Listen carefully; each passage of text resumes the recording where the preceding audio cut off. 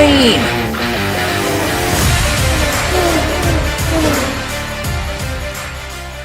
Welcome one and all Disney Docket and world-renowned Turbo Tractor viewers alike for another episode of the Turbo Tuesday Talk Show, NASCAR Edition. Hope you're starting to enjoy some nice spring weather out there. As always, I'm your host, world-renowned Turbo Tractor. If you enjoyed this video, please be sure to check out my channel, which will be linked in the description below. And now, without further ado, please welcome to the stage, Gogo Logano.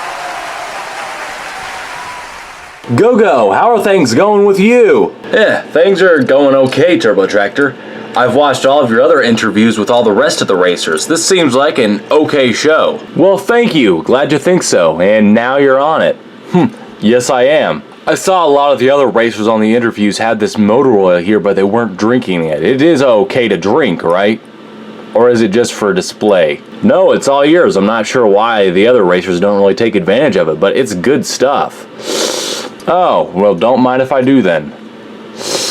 So tell us, will this upcoming NASCAR Piston Cup event be your first professional race? So you mean to ask if I'm a rookie? Yeah, that's one way to put it. Yeah, I'm a rookie. This will be my first professional race here in this NASCAR Piston Cup thing.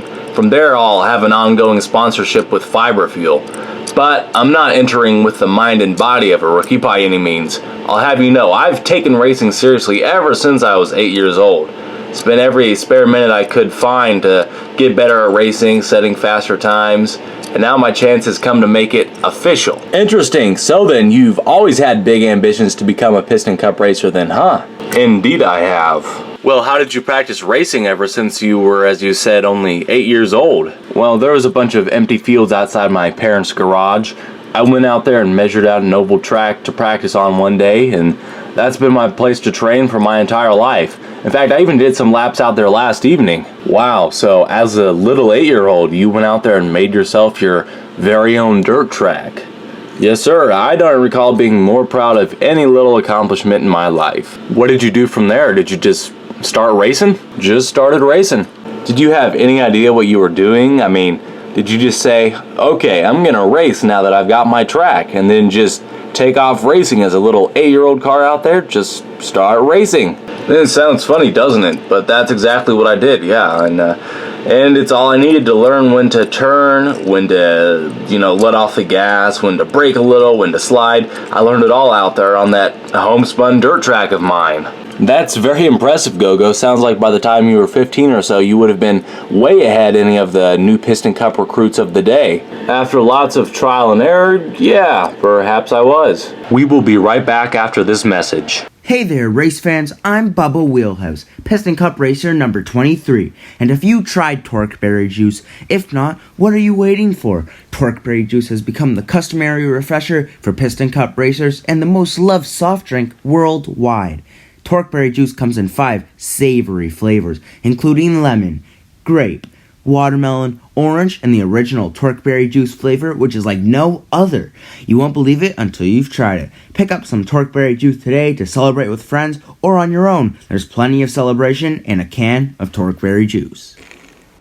We now return to the Turbo Tuesday Talk Show. Now, being a young aspiring racer, did you ever turn on the TV to see some of the older folks racing, and did that inspire you any? Nope, never did really. Never really watched much racing on TV or at all for that matter. Are you serious? You didn't watch racing even though you were so interested in doing it? Well, maybe here or there, if it was on, I might catch a little bit of it, but I didn't make a point of watching races. I thought to myself, I can't get better at racing by watching races.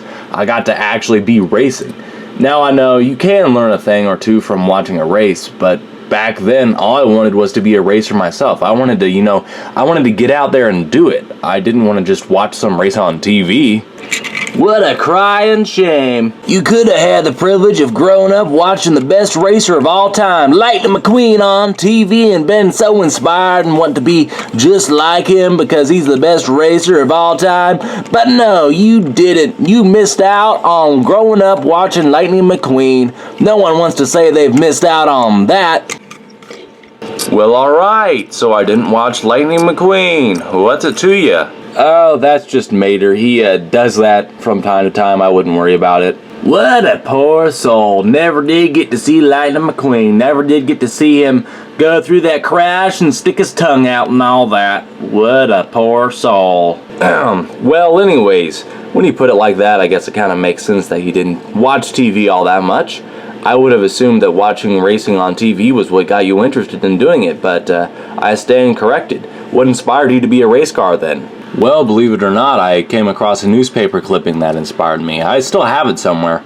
It was titled, "Strip Weathers Flies Over the Finish Line." It was about the King's Championship win from 1995.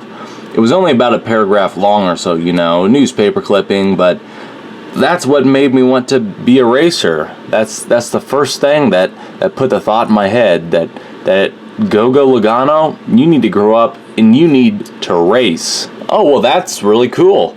What do you think it was about that particular newspaper clipping that inspired you to pursue racing? Well, I really think it was the way in which it was presented. So grand and heroic was the King for winning the Piston Cup Championship. There's a picture of him too with his tires coming off the ground like he was about to take off flying. It was insane. And in that moment, I knew I wanted to do just that. Race so hard one day that my tires came off the ground and win that Piston Cup Championship one day. Well, that's really fascinating. So the influence of a little newspaper clip was what brought you to be where you are now. Yeah, I guess you could say that. In all your years of practice, has there ever been a time when you went flying, when your wheels came off the ground? Yes, actually, but so far only once though. It was about 11:30 in the morning, the sun was up and shining bright. I've been racing on the dirt track for over an hour or so, leaving trail after trail of dirt flying in the air, and I kept making the turns faster and faster so that on the last lap, I didn't slow down around the coming bend. I knew I probably should have, but something gave me the urge to speed right through that bend. Then I reached a slight incline in the dirt where I would usually brake just a little bit, but instead I sped right through it, and in that instant I took off flying a good foot off the ground. And I felt I had total control. It was so awesome, but it only lasted about 2 seconds or so. And so far, that's the only time I've went flying. Wow, that's really awesome, Gogo. I'm sure we all would have loved to have been there and seen that. I know I would have. Hey, maybe up in this NASCAR Piston Cup event, you'll be able to go flying another time, maybe across the finish line. Hey, maybe. At least that's the goal one of these days. Well, anyway, Gogo, it's been great hearing from you today. Is there anything you'd like to say before we close? Well, I believe 0% of anything is luck. Once you get the notion to go pursue something and be good at something, you gotta give it everything you got. That's an awesome piece of advice there, everyone. Thanks again, Gogo, for joining us. Well, everyone, thank you so much for watching, and be sure to tune in next time for another episode of the Turbo Tuesday Talk Show NASCAR Edition.